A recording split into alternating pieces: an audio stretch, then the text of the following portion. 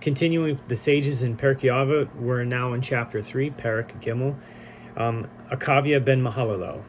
He was a student of Yehuda ben Tabai and Shimon ben Shittach, and a colleague of Shemaiah and of Talion in the era of the second Beit HaMikdash, the second temple.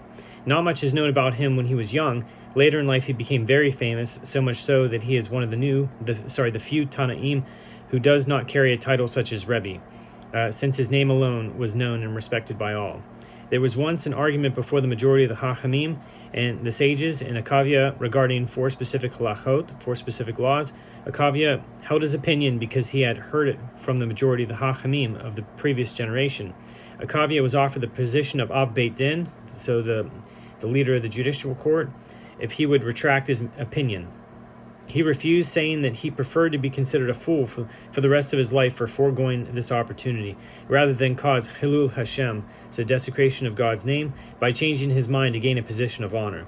Later on in his life, when he was on his deathbed, he told his son to go along with the Chachamim, the sages, on that same issue, and explained, "I heard these halachot from the majority of the sages of the previous generation, and therefore I held that was the halacha. You, however, heard these same halachot only from the minority, me, and therefore you must go along with the majority of the current leadership on this."